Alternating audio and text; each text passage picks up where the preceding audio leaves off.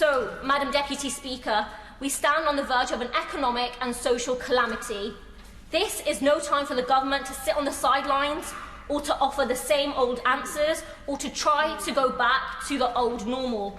That system was broken and already failing working people. But the Prime Minister's announcement yesterday doesn't rise to this challenge. What he's proposing is barely even a sticking plaster.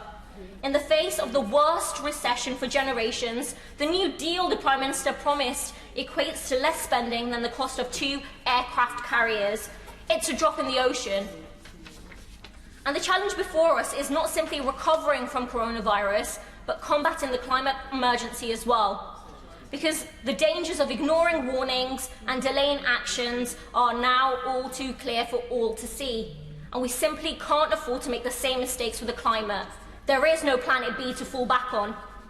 So we do need a New Deal, but a Green New Deal, one that's bold and ambitious, that hardwires lasting change in our society and that works for working people.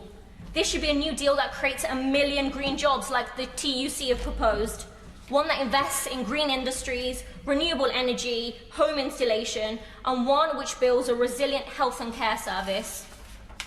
It should be a New Deal that harnesses the skills and industry that we have in Coventry to once again make the city a world leader in the automotive industry, but now building the electric cars of the future.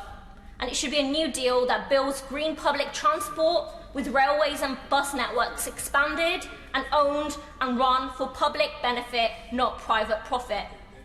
And this should be a New Deal for our key workers. They kept society running through this crisis, and now it's time to run the economy for them. So let's give them a New Deal with the pay rise they deserve.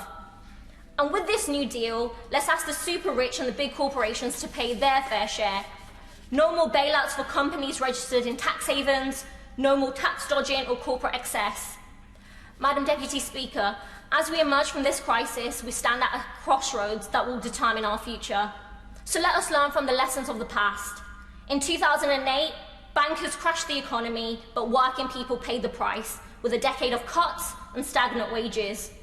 We became a nation of food banks and zero-hour contracts. The government missed deficit targets, but ripped up the social safety net.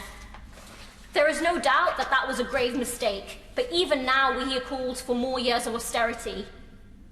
But in 1945, we took a different path. With mountains of debt and an economy in ruins, we planned and invested for the people. We built the NHS, the welfare state, and 1 million council homes. We ran industries for the public good, and we taxed the richest.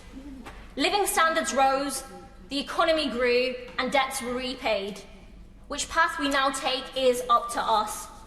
Madam Deputy Speaker, in this crisis we've seen the best of society, from the mutual aid groups that sprang up to the outpouring of love for the NHS and its heroic workers.